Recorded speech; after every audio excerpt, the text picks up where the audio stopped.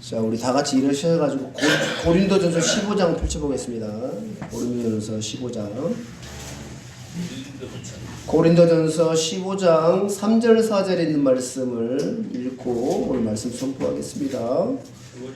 15장 3절 4절에 있는 말씀 다 같이 읽고 말씀 선포하겠습니다. 다 같이 읽겠습니다. 내가 또한 받은 것을 무엇보다 먼저 너희에게 전하였노니 그것은 곧 성경 기록대로 그리스도께서 우리의 죄들로 인하여 죽으시고 묻히셨다가 성경 기록대로 셋째 날에 다시 살아나시고. 기도드리겠습니다. 하나님 아버지 정말 감사합니다. 오늘 부활에 대한 부분들을 함께 우리 성도들과 나누고자 합니다.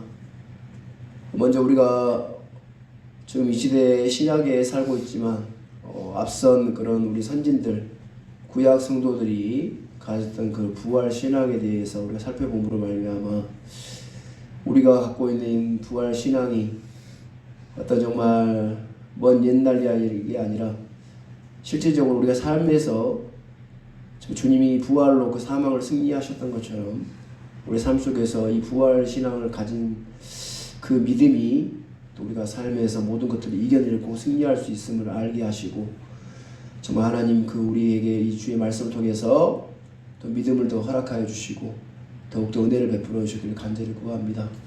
오늘 또 이렇게 이 말씀을 통해서 우리 모든 성도들이 마음에 더욱더 힘을 얻고 또 소망으로 또 하나님 앞에 삶을 살아갈 수 있도록 은혜를 베풀어 주시옵소서. 모든 주님의 이 모든 예배의 시종을 주님 앞에 온전히 부탁을 드리며 주 예수 그리스도의 이름으로 감사하며 기도드렸습니다. 아멘. 네, 오늘은 좀 약간 부활 신앙에 대한 부분들을 함께 우리 성도님들과 함께 나누고자 합니다. 부활이 뭡니까, 여러분? 살아나심. 네, 세상에서 이야기하는 부활과 성경이 말씀하고 계시는 부활은 차이가 좀 있습니다. 성경이 이야기하는 부활,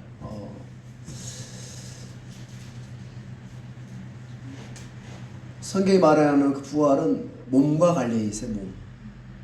몸. 네. 뭐라고요?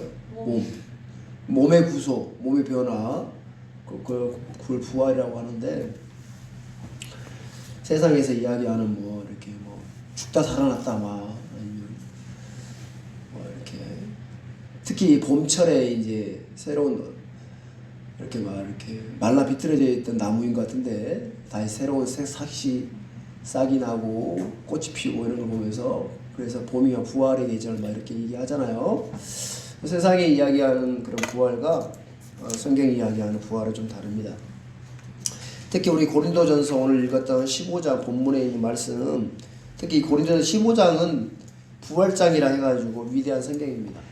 부활장이라 말 불리죠. 그래서 여기 보면 사도 바울은 고린도전서 오늘 15장 3절 4절에서 곧 성경 기록대로 그리스도께서 우리 죄들로 인하여 죽으시고 묻히셨다가 성경 기록대로 셋째 날에 다시 살아나시고. 자, 여기 보면 이제 영어 성경에 보면 how가 있거든요. 이게 성경 기록대로 어떻게 그리스도께서 우리의 죄들로 인하여 주시고 묻히셨다가 성경에 쓰는데 다시 어떻게라는 게 한번 넣어드리면 더 좋을 것 같아요. 그래서 여기에서 이제 사도 바울이 기록할 고린도서를 기록할 당시에 신약 성경은 기록이 안 돼 있었을 거 아니에요. 그렇죠? 그럼 사도 바울이 이야기하는 이 성경은 어떤 성경이에요? 구약 성경이겠죠. 자, 그럼 구약 성경을 읽는 말인다 그래. 구약 성도도 그래. 그 구약 성도들은 그리스도의 부활에 대해서 미리 알았어요, 몰랐어요? 미리 알았어요. 미리 말했고, 그렇죠? 성경 기록대로 그리스도께서 우리 죄들로 인해 죽으시고, 성경 기록대로 셋째 날 다시 살아나시고. 그러니까 구약 성도들은 그리스도의 부활에 대해서 미리 말했고, 역사를 통해서 미리 기록된 말씀대로 그게 성취되었어요, 안 되었어요? 성취되었다는 거예요. 자, 우리는 이미 역사를 통해서 이미 성취된 사건으로서 부활을 믿어야 합니다. 믿죠? 믿지만 구약 성도들은 아직 일어나지 않는 사건을 소망 가운데 믿었다라는 거예요. 무슨 말인지 알겠습니까? 자, 주님의 탄생에서 생의 모든 사역과 그 다음에 죽으심, 부활 어느 하나라도 미리 기록된 성경에 따르지 않는 것이 없다는 거예요. 미리 기록됐다는 거예요. 예수님의 탄생, 예수님의 사역, 예수님의 죽으심, 예수님의 부활까지. 그러니까 주님이 성경대로 셋째 날 다시 일어나셨다면 우리는 구약에서 기록된 부분들을 찾아봐야 돼, 안 봐야 돼? 찾아봐야 되겠죠. 왜? 성경 기록대로 구약에 이런 기록들이 돼 있었다는 거죠. 그래서 구약의 그 많은 대언자들은 주님의 부활을 예언했단 말이에요. 주님의 부활을 예언했고 성경에 기록했다는 겁니다. 자, 그들은 자신들뿐만 아니라 동시대의 사람들과 후대의 자손들에게도 부활에 대해 증거했다는 거예요. 예.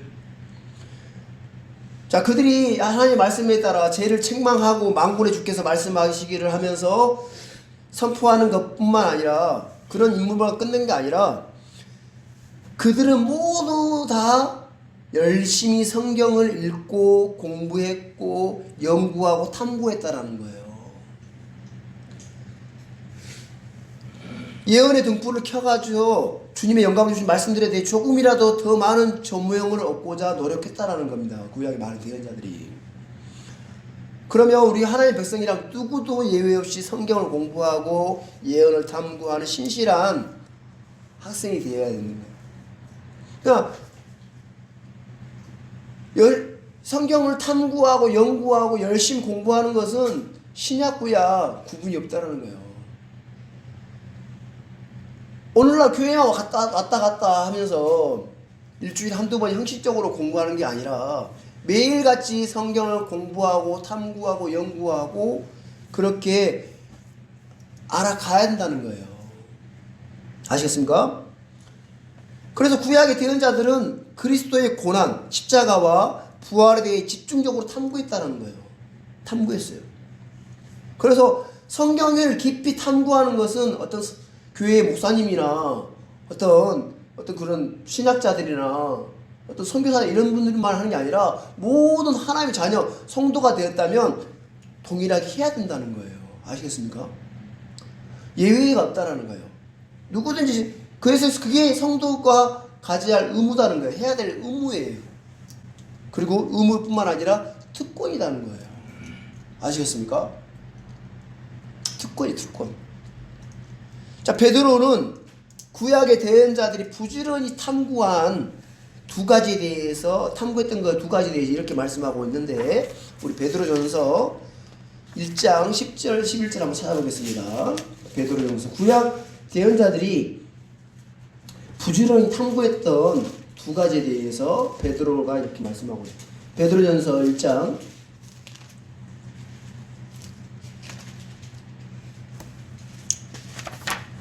10절 11절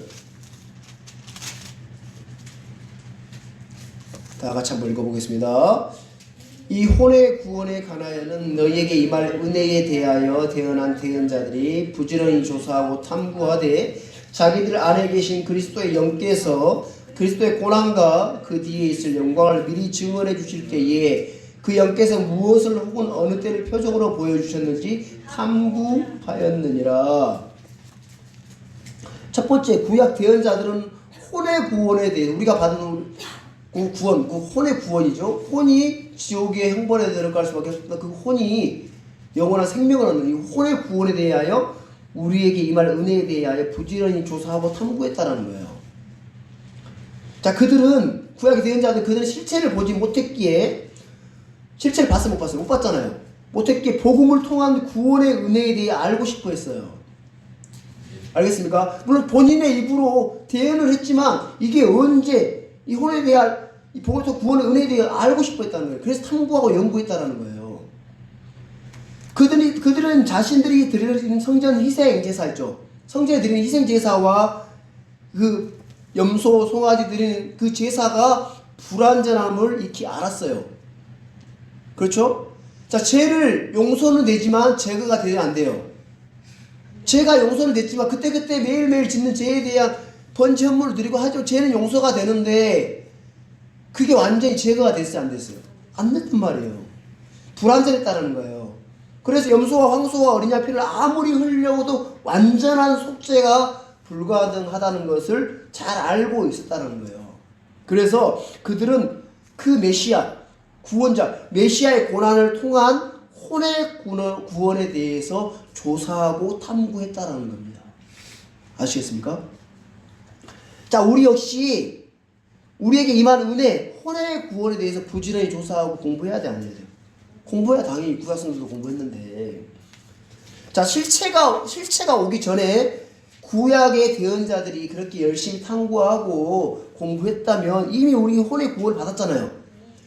이미 혼의 구원을 받은 우리들은 더욱더 분명하게 이런 사실에 대해서 알고 더욱더 잘 알아서 선포해야 되는 게 당연한 거죠. 그렇죠? 그렇잖아요. 자, 두 번째, 이 베드로전서 1장 10절의 말씀에 따르면 11절 말씀에 따르면 구약의 대언자들은 그리스도의 고난과 그 뒤에 있게 될 영광이 무엇인지 어느 때에 있을 일인지에 대해서 탐구했다는 거예요. 예. 자, 우리는 이 그리스도의 고난은 뭘 이야기해요? 예수님의 십자가의 죽으심을 말합니다. 그 뒤에 있게 될 영광은 뭐예요? 부활의 영광인 거예요. 그러니까 십자가와 부활에 대해서 탐구했다라는 거예요. 이 구약의 대언자들이. 또 이 예언이 언제 성취될 것인지에 대해서도 탐구했다는 겁니다. 아시겠습니까? 그래서 우리는 말씀을 올바로 나누어 성경이 말하는 바 그 실체와 그 때를 정확하게 알기 위해 최선을 다해서 공부해야 된다는 겁니다. 이 말씀이 누구를 대상으로 하고 있는, 유대인들에게 말하는 것인지 이방인들에게 하는 말인지 교회에게 하는 말인지 지금 현 시대에 해당하는 말인지 아니면 환란 때에 대환란 때에 맞는 말인지 아니면 천년왕국에 있을 일인지에서 그렇게 공부해서 올바르게 나눠 공부하는 것이야말로 주님께서 잘 하는 것이라고 말씀하신다는 거예요. 아시겠습니까? 칭찬받는 거예요. 자, 우리 히브리서 2장 2절 봐보세요. 히브리서 2장 1절에 있는 말씀 찾아보겠습니다. 히브리서 2장 1절 다 같이 읽어보겠습니다. 그러므로 우리는 마땅히 우리가 지금까지 들은 것들에 대해 더 열심히 주의를 기울여야 하리니 이것은 언제라도 그것들이 우리에게 빠져나가지 못하게 하려 함이라. 더 열심히 주의를 기울여 그 말씀이 우리에게 빠져나가지 못하도록 하기 위해서 더 열심히 주의를 기울여 공부해야 된다는 거예요. 아시겠습니까? 자, 베드로후서 1장 19절 봐보세요. 베드로후서 1장 19절에 있는 말씀도 한번 찾아보겠습니다.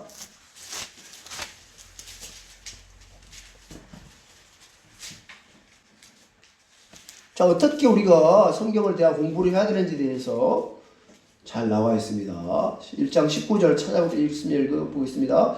또한 우리에게는 더 확실한 대언의 말씀이 있으니 날이 새어 샛별이 너희 마음의 속에 떠오를 때까지 너희가 어두운 곳에서 비치는 빛을 대하듯 이 말씀에 주의를 기울이는 것이 잘하는 것이니라. 자, 우리에게는 더 확실한 대언의 말씀, 성령이 우리에게 있다는 거예요. 그렇죠? 그래서 너희 마음속에 날이 새어 샛별이 떠오를 때까지, 언제까지? 날이 새어 샛별이 떠오를 때까지, 태양빛이 밝게 비칠 때까지, 어둠이 하나도 없는 밝게 비칠 때까지 우리 마음속에 성경의 기록들에 대해서 뭐 의문점이나 뭔가 좀 애매하거나 이런 게 없을 밝게 비치면서 훤히 볼 수 있을 때까지, 그렇죠? 그 이 말씀에 주의를 기울인 것이 뭐라는 것이다? 잘하는 것이다. 구약에 대한 자들이 그리스도의 고난과 그 뒤에 있을 영광에 대해서 부지런히 탐구하고 계속해서 연구하고 탐구하고 이게 언제 있을 일인지에 대해서 열심히 탐구하고 빛이 비칠 때까지 이렇게 탐구했던 것처럼 우리 또한 마찬가지로 확실한 이 대언의 말씀, 성경이 우리에게 있단 말이에요. 그냥 한두 번 교회 와가지고 말씀 듣고, 목사님 말씀 전하는 거 말씀 듣고 끝나는 게 아니라, 이 성경의 말씀이 내 마음에 햇빛이 환히 비쳐가지고, 말씀에 의문점이 없을 때까지, 환히 비칠 때까지, 내 마음에 의문점이 없을 때까지 확실하게 이 말씀의 대언의 말씀을 탐구하고 연구하고 공부하는 것이 잘하는 것이라는 거예요. 아시겠습니까? 그렇게 해야 돼요, 안 해야 돼요? 합시다. 예. 그래서 이런 관점에서 우리는 부활에 대해서 부지런히 공부하고 성경적 의미를 정확히 알고 믿음으로 우리 삶에 실질적으로 적용하려는 부단한 노력이 기울여야 되는 거예요. 아시겠습니까? 자, 저와 여러분들은 이미 이 복음, 구원의 복음의 말씀을 통해서 죽음에서 일어난 영적 경험과 실체를 지닌 성도들입니다. 죽음에서 이미 한번 부활했어요. 자, 영적 경험을 체험했는데 우리 말씀 찾아보겠습니다. 로마서 6장 13절 봐보세요. 로마서 6장 13절. 로마서 6장 13절의 말씀을 찾아보겠습니다. 로마서 6장 13절 다 같이 읽어보겠습니다. 또한 너희 지체를 불의의 도구로 죄에게 내주지 말며 오직 너희 자신을 죽은 자들로부터 살아난 자로서 하나님께 드리고 너희 지체를 의의 도구로 하나님께 드리라. 자, 보면 여기 보십시오. 오직 너희 자신을 죽은 자들로부터 살아난 자로서, 보여요 안 보여요? 자, 죽은 자들도 살아났어요 안 살아났어요? 이미 살아났죠. 너희 자신을 죽은 자들로부터 살아난 자로서 하나님께 드리라는 거예요. 그렇죠? 자, 영적 부활을 경험한 성도만이 주님이 오실 때에 실질적으로 육체의 부활을 경험하게 될 거라는 겁니다. 아시겠습니까? 자, 주님이 오시면 죽은 성도들이 먼저 부활하고 살아있던 성도들이 눈 깜짝할 사이에 들림받는다는 휴고와 부활에 대한 소망이 있다면, 현재 내가 그런 부활의 근거 있잖아요. 부활의 생명, 부활의 영광, 부활의 실체를 내 몸 안에 지니고 있다는 사실이라는 거예요. 아멘. 아시겠습니까? 자, 예수 그리스도를 죽은 자들로부터 일으키신 분의 영이 내 안에 계시기에 나는 현재 영적으로 부활했다는 겁니다. 그 영적으로 부활해 있고, 미래에, 앞으로 미래에 주님 다시 오실 때에 이 실제로 육체의 부활을 경험할 거라는 겁니다. 아시겠습니까? 자, 거듭났다는 거예요. 우리 거듭나면 알죠? 거듭났다는 것은 하나님과의 관계, 영이 끊어져 있어요? 안 끊어져 있었어요? 끊어져 있었죠. 아담 이후로부터. 이걸 성경이 이야기 죽음이라고 하거든요. 영이 죽었다, 영이 없다는 게 아니고 하나님과의 관계성이 끊어져 있다는 것을 죽음이었다네요. 영이 죽었다는 거예요. 영이 죽어 있었는데 다시 살아났다는 거예요. 그렇죠? 그게 거듭났다는 것은 죽은 영이 부활했다는 의미인 거예요. 새롭게 부활했다는 거예요. 죽어있던 영이 예수 그리스도의 영께 결합함으로 살아났다는 겁니다. 아시겠습니까? 그래서 그래서 주님이 부활했다는 것은, 주님 부활했어 안 했어요? 주님이 부활했다는 것은 우리가 거듭났다는 근거라는 겁니다. 새롭게 거듭나. 그렇죠? 그래서 주님이 부활하셨고, 여러분 그 사실을 믿어요 안 믿어요? 여러분 그 사실 믿는다면 죄와 허물로 죽었던 나의 영 또한 부활했다는 겁니다. 아시겠습니까?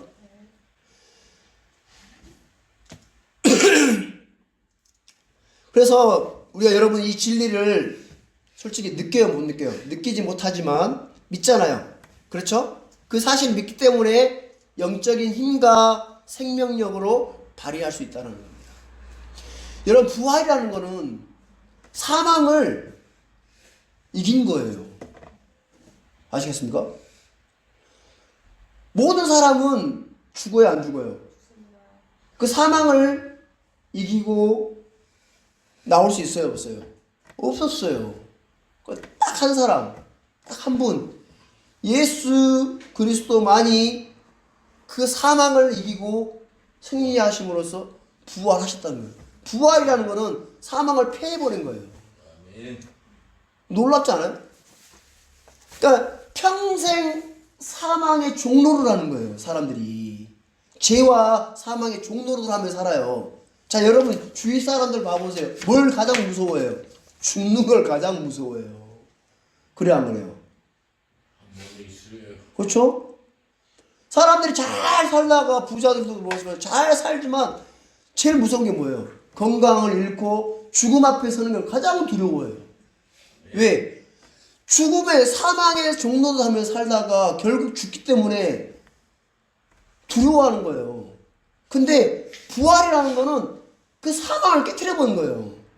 더 이상 사망이 나를 지배할 수 없는 거예요. 이게 부활인 거예요. 알겠습니까?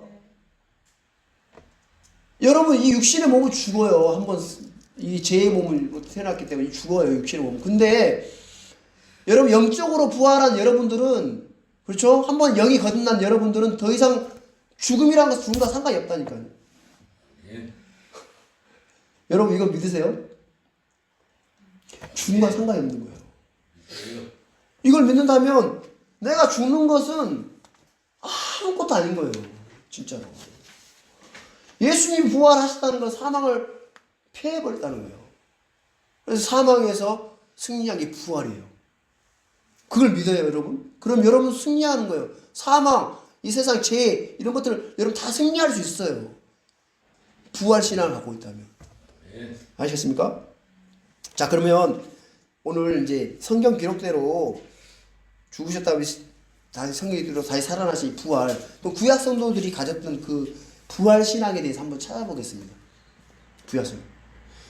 그러니까 구약 성도들이 지닌 그 믿음의 삶, 자, 믿음의 삶 있죠. 그 다음에 승리한 삶의 비결이 뭐냐면 부활 신앙에 있었다는 거예요. 아시겠습니까? 그러니까 믿음으로 일생을 살다가 그렇게 믿음으로 살았던 삶이나 승리하는 삶을 그 비결이 뭐냐고 딱 찾아보면 그들 마음속에 부활 신앙을 딱 가지고 있었다는 거예요. 아시겠습니까? 부활 신앙을 가지고 있었다는 거예요. 그러니까 구약 성도들은 모두 믿음으로 죽었어요. 그렇죠? 믿음으로 죽었고 그 역시 우리가 동일한 부활 신앙을 소유하고 있었다는 겁니다. 그래서 이 부활 신앙이야말로 성도들의 믿음의 기초인 거예요. 기초예요. 기초가 바탕인 거예요.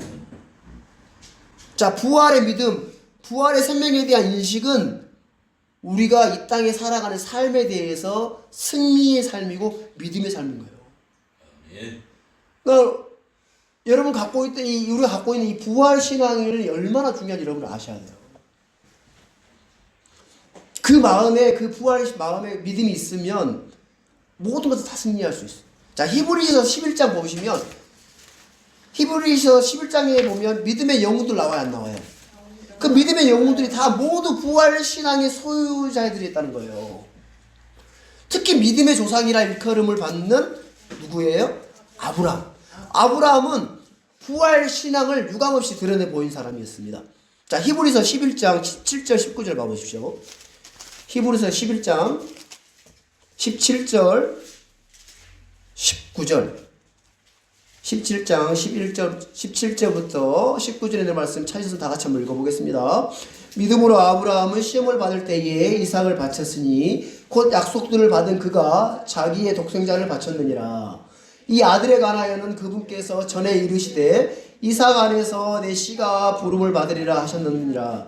하나님께서 심지어 죽은 자들로부터 능히 그를 일으키실 줄로 생각하였으므로 또한 그는 죽은 자들로부터 그를 모형으로 받았느니라.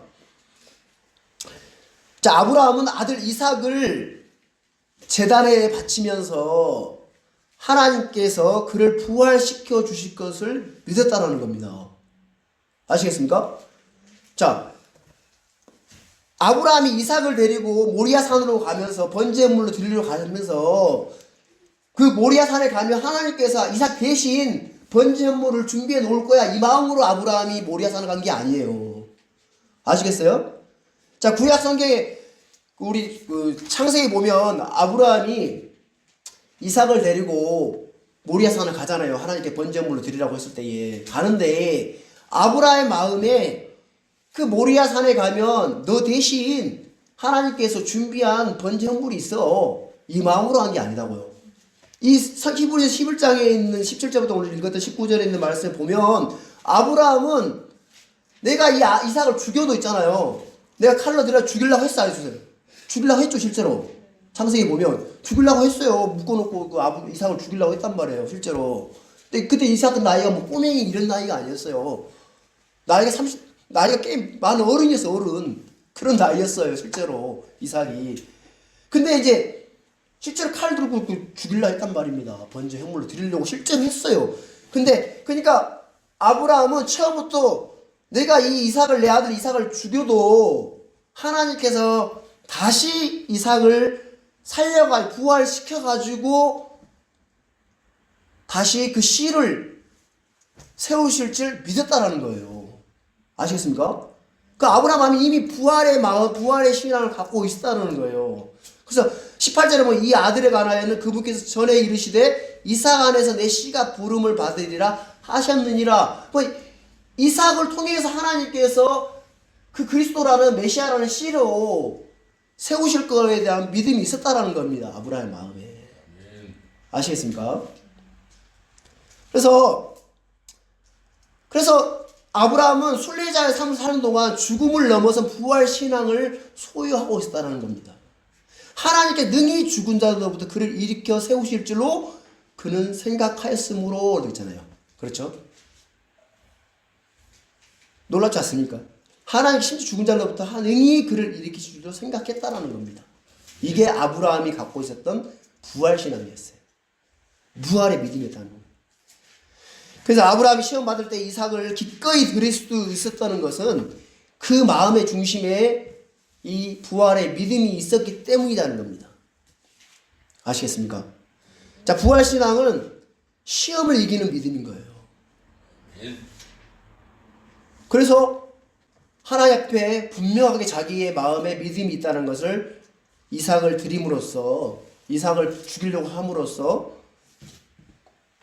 증거해 보셨죠? 입증했죠? 아브라함이. 그렇죠? 아브라함 믿음이 있었습니다. 근데 그걸 이삭을 드림으로써 입증해 보였단 말이에요. 행위로. 야고보서 우리 보면 있잖아요. 아브라함이 그렇게 행위를 했던 것들을 이야기하고 있잖아요. 그래서 저와 여러분들은 실질적으로 이 영적으로 볼 때 아브라함 후손이 아니에요. 영적으로 아브라함 후손입니다. 자, 로마서 4장 16절 가보세요. 로마서 4장 16절. 자, 아브라함이 갖고 있었던 이 부활신앙, 우리의 믿음의 조상이라 불리는 이 아브라함의 그 부활신앙을 우리 또한 마음에 가져야 되지 않겠습니까? 그렇죠? 로마서 4장 16절 봐보십시오. 로마서 4장 16절 다 찾으셨으면 다 같이 한번 읽어보겠습니다.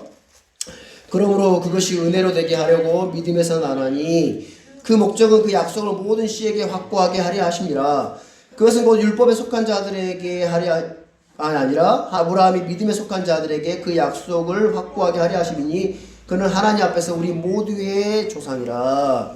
자, 아브라함이 우리 모두의 조상이다. 믿음의 조상이라는 거예요. 그래서 우리는 아브라함의 후손입니다. 믿음의 후손.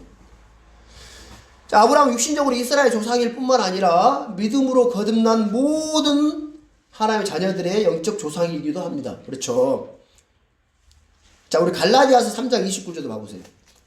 갈라디아 3장 29절도 정확하게 나와 있습니다. 갈라디아서 3장 29절에 있는 말씀도 3장 7절에 있는 말씀 먼저 보겠습니다.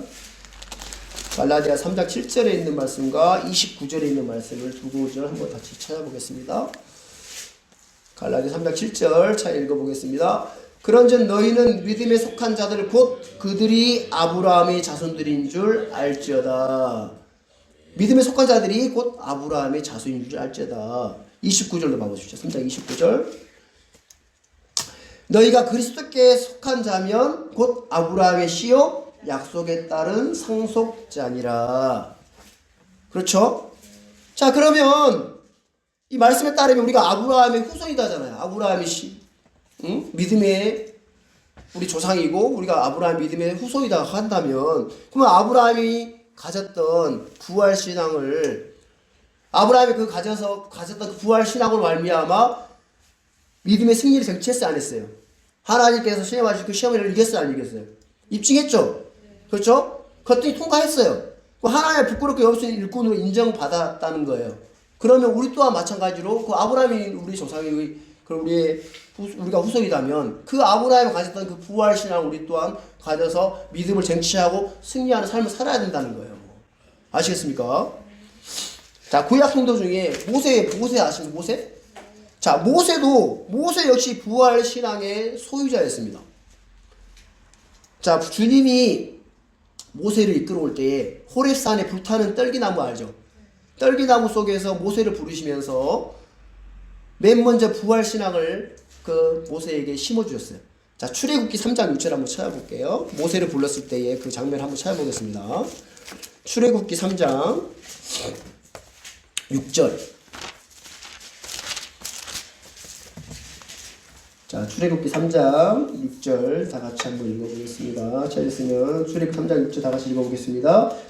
또 이르시되 나는 내 아버지 하나님 곧 아브라함의 하나님 이삭의 하나님 야곱의 하나님이라 하시니라. 모세가 하나님 뵙기를 두려워하였으므로 자기의 얼굴을 숨기니라. 여러분, 이 말씀이 여러분 읽을 때 이게 부활 신앙처럼 보였습니까? 부활의 말씀으로 여러분 보였어요? 그때 잘 모르셨죠? 그죠? 저도 잘 몰랐는데 이 말씀은 분명히 죽은 자들의 부활에 대한 말씀입니다.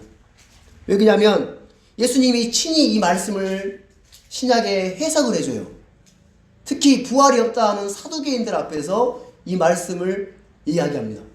부활이 없었다. 자, 사두개인들은 특히 여러분 사두개파, 바리새파 있죠? 그렇죠? 특히 이 사두개인들은 부활이 없다, 현세밖에 없다, 그 다음에 천사도 없다, 이런 주장을 하는 사람들이었거든요. 유대인이었는데. 근데 부활이 없다는 그 사두개인들 앞에 예수님께서 부활이 있다, 이미 구약 성경에 부활의 말씀이 이미 돼 있다라는 것을 예수님이 이 말씀을 놓고 분명하게 이야기를 해줘요. 우리 자, 마가복음 봐보세요. 마가복음. 옛날에 또 있다니. 네. 마가복음 봐보시죠. 마가복음 12장. 예수님께서 이 말씀을 해석을 해주시는데 이게 부활의 말씀이야 라고 하면서 사두개인들에게 얘기를 해주는 거예요. 마가복음 12장 26절 27절 봐보십시오. 26절 27절.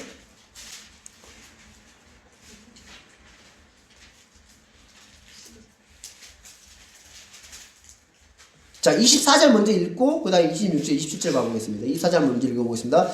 예수님께서 대답하여 그들에게 이르시되 그러니 너희가 성경 기록들도 알지 못하고 하나님의 권능도 알지 못함으로 잘못하지 아니하느냐. 자, 보세요. 사두개파 유대인들에게 야, 너희들 부활이 없다라고 하면서 막 예를 들어가지고 막 형제 7 있는데 그 여자를 그 아내를 취해가지고 이 사람 취하고 저 사람 다 취해가지고 다 죽었는데 하늘에 가서 이 여자가 누구의 아내가 됩니까? 라고 이제 질문하는 질문 앞에 예수님께서 너희가 성경 기록도 알지 못하다는 거예요. 유대인들 어렸을 때부터 성경 기록, 구약 성경을 다 달려 외우고 살았던 사람들 앞에 네가 성경 기록도 알지 못했다는 거야.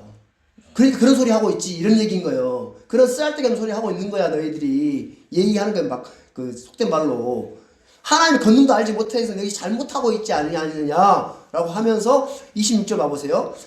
다 같이 읽어보겠습니다. 죽은 자들이 일어나는 일에 관하여는 너희가 모세의 책에서 하나님께서 떨기나무 속에서 그에게 이르시되 나는 아브라함의 하나님이요 이삭의 하나님이요 야곱의 하나님이니라 하신 것을 읽지 못하였느냐. 27절 그분은 죽은 자의 하나님이 아니요 산 자의 하나님이시라. 그런데 너희가 크게 잘못하는도다 하시니라. 라면서 이 말씀을 통해서 사두개파 유대인들을 깨우쳐 주는 거예요. 자, 자, 만약 아브라함과 이삭과 야곱이 죽고 없다고 생각해 보세요. 죽고 없다면 주님은 모세에게 나는 아브라함의 하나님이었느니라 라고 과거형으로 이야기했을 거예요. 그렇죠? 죽고 없다면. 네. 그렇죠? 그러나 아브라함, 이삭, 야곱이 죽지 않고 살아있기 때문에, 지금 살아있기 때문에 하나님은 여전히 아브라함과 이삭과 야곱의 하나님이시다라고 현재형으로 이야기합니다. 아시겠습니까? 모세를 떨기나무 그 불 속에서 불렀을 때에 나는 아브라함의 하나님이요, 이삭의 하나님이요, 야곱의 하나님이요, 야곱의 하나님이니라. 현재형으로 이야기합니다. 시제를 잘 봐보세요. 그렇죠?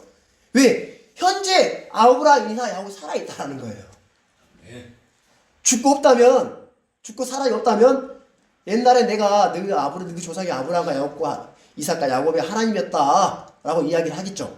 그렇지만 지금 살아있다는 거예요.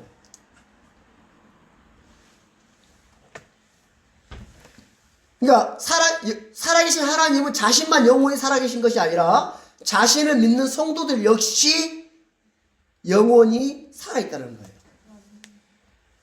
그래서 자신을 믿고 죽은 그 성도들은 지금 살아있는 거야 라고 선포하고 있는 거예요. 부활의 하나님 사실을 가르쳐주고 있는 거예요. 그렇죠? 자, 부활을 믿지 못했던 이 사두개인들은 아브라함과 이삭과 야곱이 죽어 지하에 묻혀있고 그 뼈도 찾을 수 없다라고 생각했겠지만 아브라함과 이삭과 야곱 살아있었어요? 안 살아있어요? 살아있어요. 그렇죠? 그래서 주님은 우리에게 이렇게 묻고 있는 거예요. 자, 요한복음 11장 봐보세요. 요한복음 11장. 요한복음 11장 25절 26절. 요한복음 11장 25절 26절 말씀을 찾아보겠습니다. 다 같이 한번 읽어보겠습니다. 예수님께서 그녀에게 이르시되 나는 부활이요 생명이니 나를 믿는 자는 죽어도 살겠고 누구든지 살아서 나를 믿는 자는 결코 죽지 아니하니라. 이것을 네가 믿느냐 하시니. 자, 자기 오빠의 죽음 앞에서 슬피 울다 마르다가 그 슬픔을 거둘 수 있는 것은 이 주님이 누구신가, 그 부활시가 무엇인가를 아는 데 시작되는 거예요. 그러니까 나는 부활이요 생명이 나를 믿는 자는 죽어도 살겠고 누구든지 살아 나를 믿는 자는 결코 죽지 아니라. 이걸 네가 믿느냐라고 해요. 이걸 믿으라고 하는 거예요. 그러면 이걸 믿는다면 슬퍼요 안 슬퍼요? 슬퍼할 필요 있어요 없어요? 없죠. 그걸 가르쳐주고 싶은 거예요 예수님께서. 그래서 예수님께서 슬피 울고 있는 그 유대인들을, 그 조문객들을 향해서 예수님께서 슬피 괴로워요 안 괴로워요? 왜 안 믿으니까. 내가 부활의 생명이라는 걸 안 믿으니까. 그렇죠?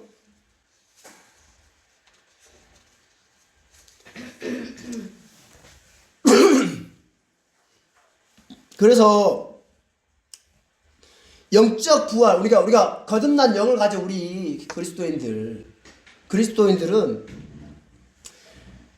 실제로 육신의 그 죽음 앞에 울 이유가 있어요 없어요?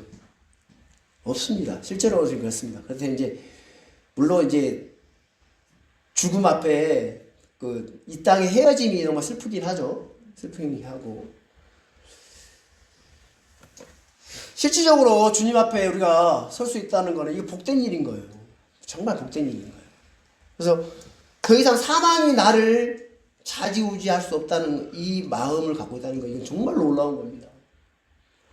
모든 사람들이 그 죽음 앞에서 두려워하고 사망의 그 종로를 하면 삶을 사는데, 우리는 정말 내가 부활한다, 이 부활의 신앙을 갖고 있는 우리들은 더 이상 그 사망이라는 게 내 마음을 좌지우지할 수가 없는 거예요. 네. 얼마나 놀랍습니까? 그래서 우리가 이 땅의 삶을 살아가는 거, 승리할 수 있는 삶의 원동력은 부활신앙입니다. 네. 그래서 특히 또 구약의 3대 유인 중에 한 사람 누구였죠? 노아, 다니엘, 욥. 세 사람 중에 이 욥의 신앙을 한번 찾아보겠습니다. 욥은 어떤 마음의 신앙을 갖고 있었는지에 대해서 한번 찾아보겠습니다. 욥기 19장 29절, 25절부터 27절입니다. 욥기 19장.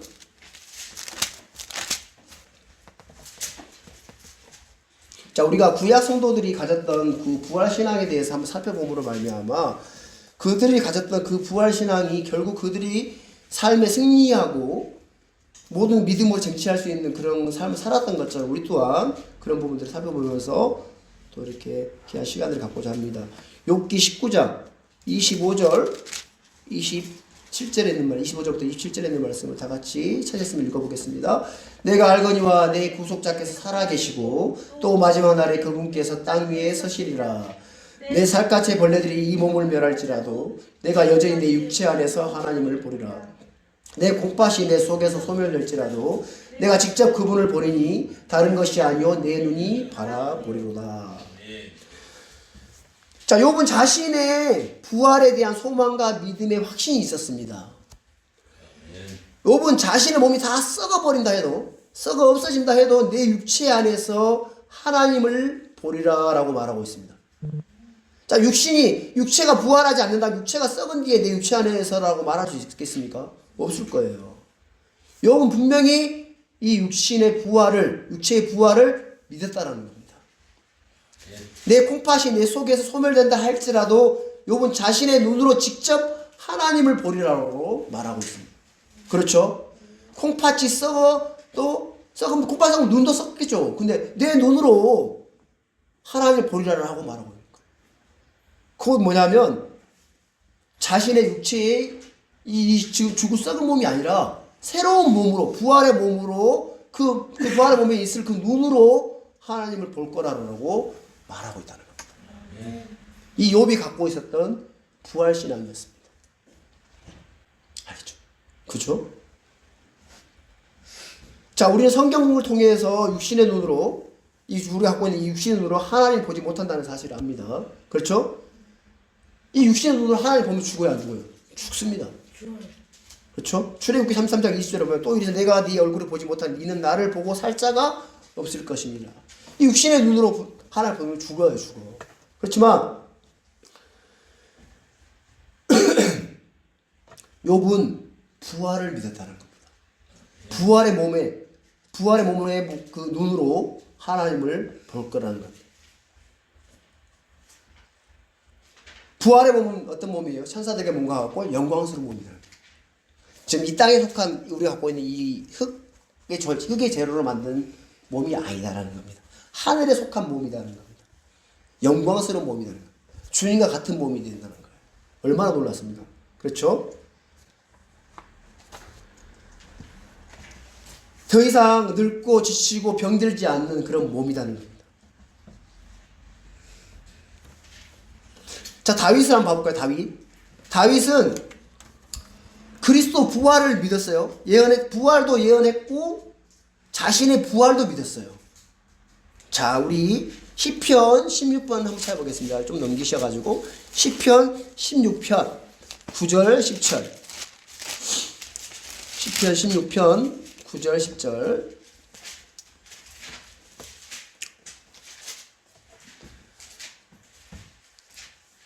다 같이 읽어보겠습니다. 이러므로 내 마음이 기쁘고 내 영광이 즐거워하며 내 육체도 소망 중에 안식하리니 이는 주께서 내 혼을 지옥에 남겨두지 아니하시고 주의 거룩한 자가 썩음을 보지 아니하게 할 것이기 때문입니다. 자, 이 구절은 자신의 신앙 고백을 통해 예수 그리스도의 죽으심과 부활에 대한 예언입니다. 다윗은 성령님의 감동을 받아서 주님의 죽으심과 부활에 대해서 알았습니다. 그리고 다윗 자신 역시 부활에 믿는 믿음을 갖고 있었다는 겁니다. 다윗은 왕의 기름을 부음을 받았죠. 기름을 받았지만 수없이 많은 죽음의 고비를 넘겼어, 안 넘겼어요? 죽기를 넘겼고 왕이 된 후에도 생명의 위협, 그다음 그 생명의 위협이 늘 함께 있었어요. 다윗에게는 늘 생명의 위협이 있었지만 그는 부활의 주님을 알았고 믿었다는 거예요.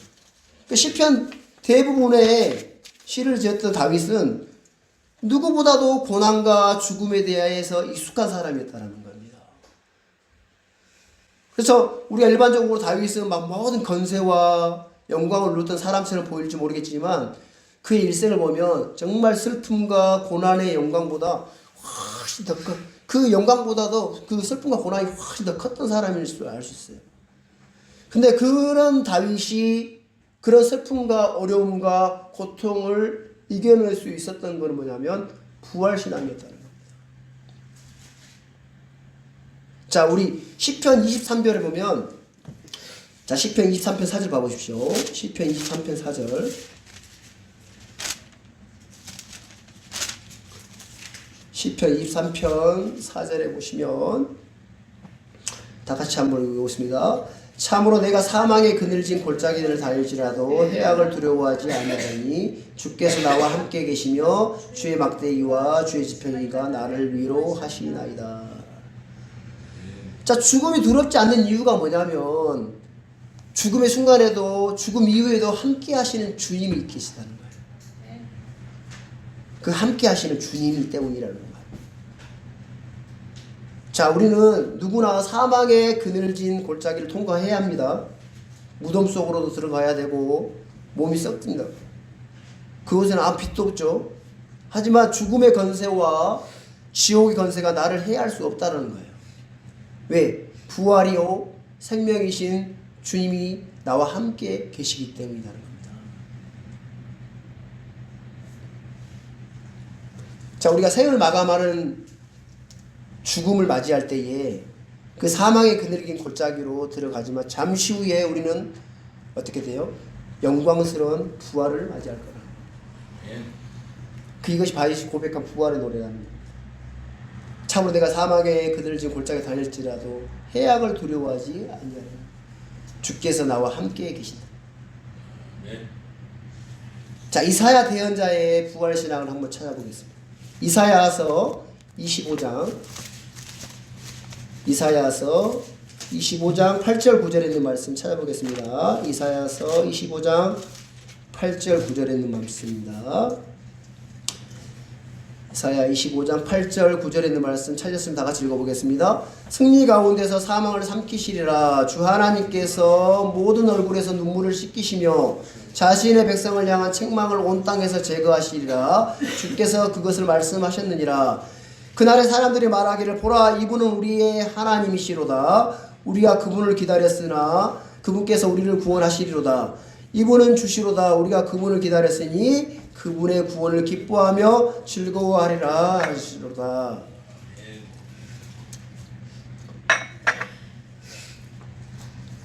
자, 이 구절의 맨 마지막 원수인 사망과 지옥을 멸하신 뒤에 천년왕국에 대한 노래입니다. 자, 승리로 사망을 삼키시리라는 말씀은 부활을 노래한 것인데 주님 더 이상 사망이 이 세상에서 왕노릇하지 못하게 하실 거라는 겁니다. 자, 그러니까 이 부활은 사망에 대한 승리라는 거예요. 사망을 삼켜버리는 거예요. 여러분, 그러니까 사망을 여러분 두려워할 필요 있어요, 없어요? 여러분들이 거듭난 영을 갖고 있다면 더 이상 사망이 여러분들을 두려워하게 할 수 없다라는 거예요. 왜? 부활은 사망을 승리해버린 거거든요. 더 사망이 나를 좌지우지할 수 없다는 거예요.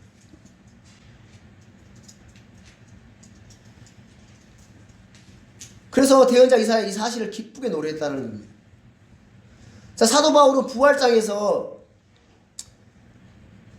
자, 우리 고린도전서 15장 봐보세요. 부활장에 뭐예요? 고린도전서 15장 54절 봐보세요. 오늘 본문 읽었었던데 본문 읽었을 때 15장 고린도전서 15장 부활장이잖아요. 15장 54절 한번 봐보세요.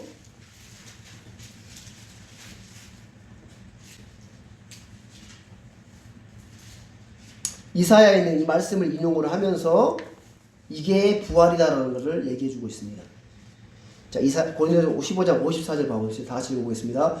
그리하여 이 썩을 것이 썩지 아니함을 입고 이 죽을 것이 죽지 아니함을 입을 때에는 기록된 바 사망이 승리 가운데서 삼켜졌다 하신 말씀이 성취되리라. 그렇죠. 자, 사망이 승리 가운데 삼켜졌다는 이 사실이 말씀이 성취되는 날이 언제예요? 부활하는 날이에요. 그가 이 썩을 것이 썩지 아니함을 썩었잖아요. 썩을 것이 썩지 아니함을 입고 죽을 것이 죽지 아니함을 입을 때 부활과 휴거에 대한 말씀입니다. 그렇죠? 기록된 바 사망이 승리 가운데 삼켜졌다 하신 말씀이 성취되리라. 아멘. 정말 놀랍잖아요. 그렇죠? 자, 이사야 아까 26장 이사야 26장 찾았으니 이사야 봐보세요. 이사야 26장 봐보세요. 이사야 26장 19절에 한번 찾아보겠습니다. 이사야 26장 19절 한번 봐보세요. 이것도 이사야 26장 19절 찾았으면 다 같이 읽어보겠습니다. 주의 죽은 자들은 살겠고 그들이 나의 죽은 몸과 함께 일어나리이다. 흙 속에 거하는 자들아 너희는 깨어 노래할지어다. 주의 이슬을 채소의 이슬 같으니 땅의 죽은 자들을 내어놓으리라. 이거 뭐예요? 부활이잖아요. 그렇죠. 그래서 이사야 대언자는 자신의 부활을 확신했어요. 이사야의 몸이 죽어 흙 속에 묻혀 있는 것을 가리켜 흙 속에 거하는 자들아 라고 이렇게 말하고 있습니다.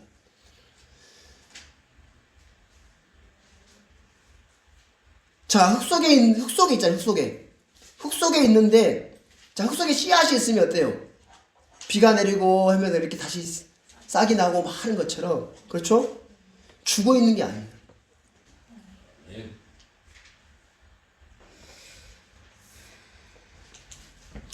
땅 속에 있는 씨앗이 이슬을 받아가 싹을 내듯이 땅 속에 죽은 자들은 주의 이슬을 통해서 일어난다는 겁니다. 자, 호세아서 14장 5절 내가 이스라엘에게 이슬과 같으리니 그는 백합같이 자라겠고 레바논같이 뿌리를 뻗으리라. 자, 이스라엘이 그 죽어버린 것처럼 보였던 그 이스라엘이 이스라엘에게 이슬과 같다라는 거예요. 주님이. 그래서 그들이 백합같이 자라겠고 레바논같이 뿌리를 뻗으리라 라고 말씀하고 있거든요. 다시 살아난다는 거예요. 자, 어느 날 흙 속에서 파랗게 싹이 나서 돌아가는 것처럼 어느 날 주님의 그 음성 앞에 무덤이 갈라지고 잠자는 성도들이 다 부활을 일으켜질 겁니다. 살아있는 성도들은 바로 휴거되어서 변화받게 되겠죠. 그렇죠? 자, 에스겔 대언자의 부활도 한번 보겠습니다. 에스겔서를 찾아보겠습니다. 에스겔서 37장 12절. 에스겔 37장 12절에 있는 말씀을 한번 찾아보겠습니다.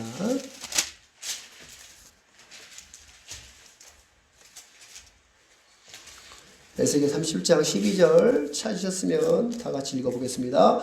그러므로 그들에게 대언하여 이르기를 주 하나님 이같이 말하노라. 보라 오 내 백성아 내가 너희 무덤들을 열고 너희로 하여금 너희 무덤들에서 나오게 하며 너희를 이스라엘 땅으로 데려가리라.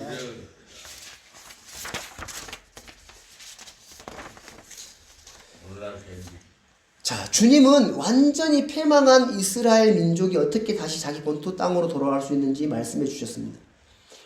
자, 바벨론 포로기에 전 민족이 포로로 잡혀갔고 땅은 황폐하게 되었습니다. 그렇죠? 모든 것이 끝나버린 것처럼 그런 상황이었어요. 근데 그때에 에스겔이 포로기 때 대언자잖아요. 이미 포로된 상태에서 있는 그 에스겔에게 그 에스겔이 주시는 한마디 말씀이 바로 부활인 거예요. 다시 부활한다, 다시 살아난다는 거예요. 그렇죠. 마른 뼈들의 골짜기.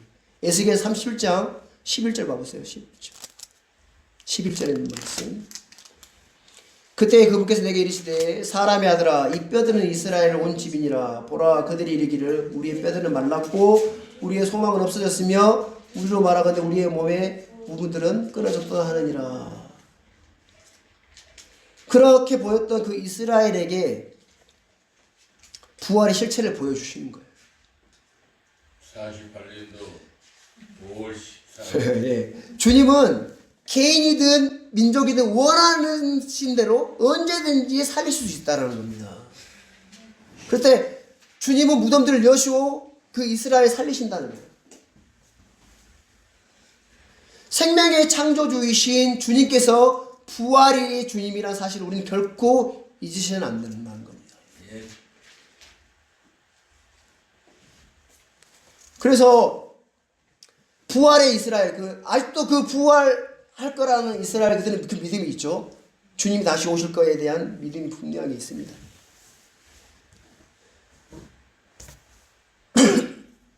이사야 이스라엘 그 예예. 호세아 대언자는 되게 주님 하나님 앞에 그 질문이 많았던 대언자였습니다. 근데 그 주님은 그 호세아를 통해서 자 호세아 13장 호세아 대한 그 대언자에 대한 부활 신앙 한번 찾아보겠습니다. 호세아서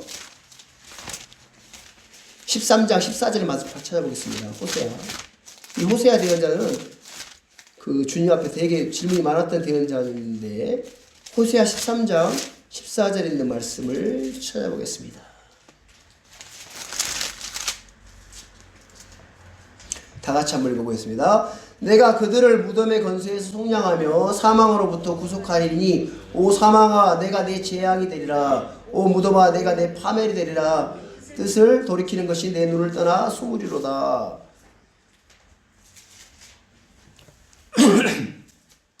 자 이렇게 말씀하셨고 이 일이 실제는 고린도전서 15장 54절에서 주님의 부활을 통해서 일어나는 거예요.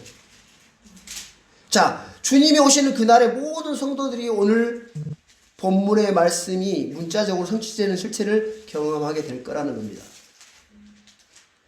자 사람들은 죽음을 이길 수 있다고 믿어요? 없다고 믿어요? 그렇죠? 죽음을 이길 수 없다라고 믿죠. 근데 우리는 그렇지 않습니다.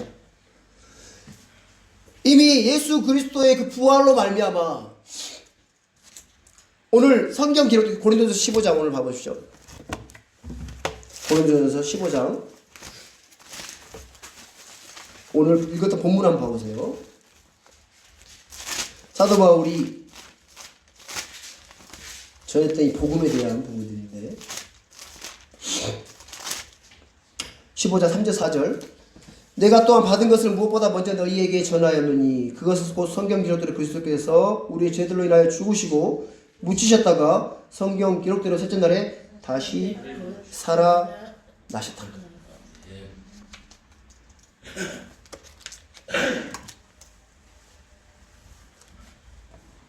주님이 우리를 위해서 십자가에서 죄의 값을 다 치르시고 죽으셨어요.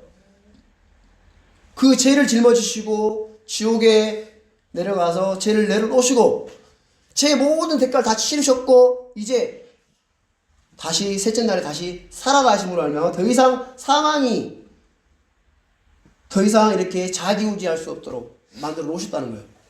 누구에게? 주 예수 그리스도를 믿는 모든 성도들에게. 아시겠습니까? 사람들이 왜 사망을 두려워해요? 주 예수 그리스도를 믿지 못하니까 사망을 두려워하는 거예요.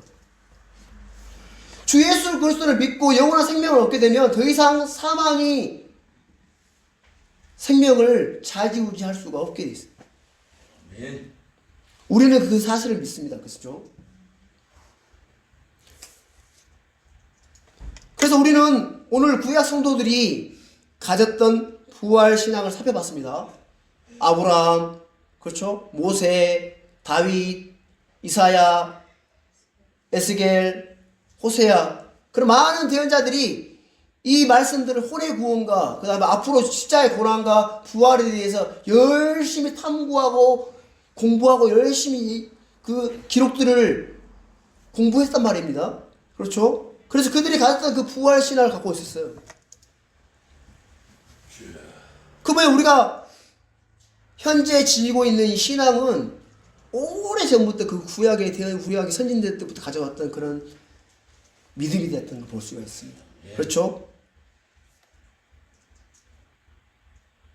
그래서 부활신앙은 예수 그리스도의 부활로 시작된 것이 아니라 이미 전부터 주님의 부활을 예언하고 기록하고 믿었던 성도들로부터 비롯됐다는 걸 볼 수가 있어요.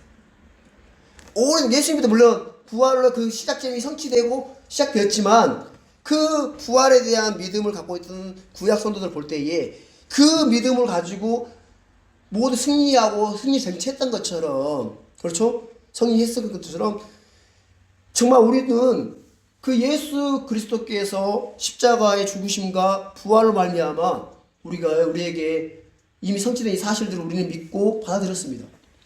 예. 자, 우리는 그러면 이 땅의 삶을 어떻게 살아야 되나? 어떻게 살아야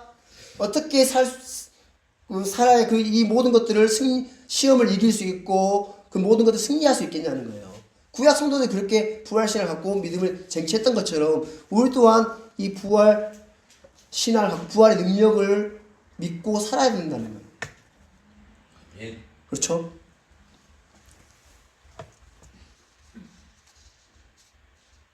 빌립보서 3장 10절 11절에 있는 말씀 한번 찾아보겠습니다. 빌립보서 3장 10절 빌립보서 3장 10절 11절에 있는 말씀을 찾으셨으면 다 같이 한번 읽어보겠습니다. 이것은 내가 그분의 죽으심과 일치하게 되어 그분과 그분의 부활의 권능과 그분의 고난에 참여하는 것을 알고자 하며 어찌하든지 내가 죽은 자들의 부활에 도달하려 함이라.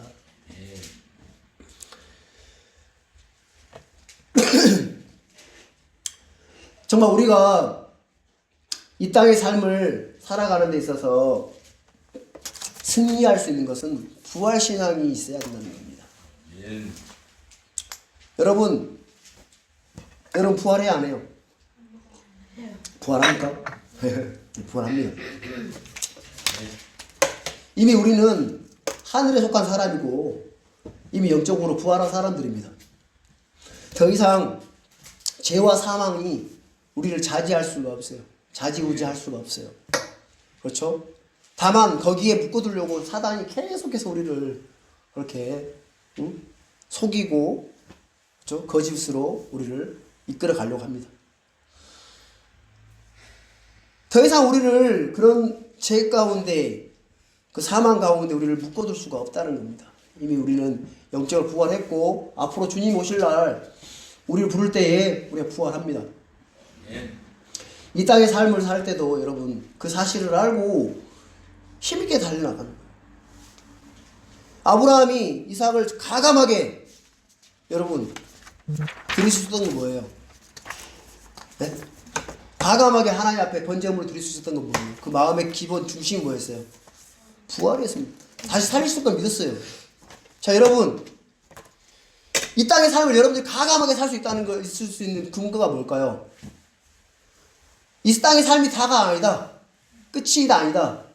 이 땅의 삶을 내가 살아가는 이 삶이 지금 살아가면 막 찌질하게 못 살게 사는 삶처럼 보일지 모르겠지만 이게 끝이 아니다.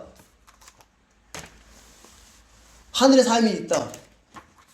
자, 그 사실에 믿음이 있는 사람만이 이 땅의 삶을 과감하게 살 수 있어요. 이 땅의 삶을 주님을 위해서 헌신할 수 있다는 거예요. 자신의 몸을 드릴 수가 있는 거예요. 자신의 물질, 자신의 시간, 모든 것을 드릴 수가 있어요. 왜? 이 땅의 삶이 끝이 아니고 내가 부활할 거에 대한 믿음이 있고 그 땅의 삶을 준비해야 되는 걸 알기 때문에 내가 이 땅의 삶을 내 있는 시간, 내게 있는 물질, 내게 있는 모든 것들을 남을 위해 쓸 수가 있는 거예요. 왜? 하나님께서 그걸 기뻐하시는 거기 때문에 그걸 과감하게 할 수가 있는 거예요. 그게 없으면은 할 수가 없어요. 아시겠습니까? 그렇죠. 그 마음에 믿음이 있어야 내가 할 수 있는 것이지. 그 마음에 믿음이 없는데 어떻게 내가 이 땅의 삶에서 주님을 날 위해 쓰려고 하지. 내 자신을 위해서 모든 걸 드리려고 하지. 내 자신을 사랑하니까. 그래서 이 자신을 사랑하는 것처럼 남의 이웃을 사랑하라고 하잖아요. 그렇죠. 그걸 할 수 있는 건 뭐냐면 이 땅의 삶이 전부가 아니라 하늘에 내게 속한 삶이 내게 주어져 있구나. 그걸 준비하는 과정이 지금 이 땅의 삶이구나. 그렇게 살라고 주님이 내게 지금 남겨두셨구나라고 그 믿음이 있어야 내가 이 땅의 삶에서 모든 걸 다 할 수 있겠냐는 거죠. 그죠? 그래야 그렇게 할 수 있지 않겠냐는 거예요. 아브라함이 그랬던 것처럼 모세가 그 이집트의 왕자로서의 삶을 버리고 이스라엘 민족과 함께 고난받는 것을 선택할 수 있었던 것처럼, 그죠?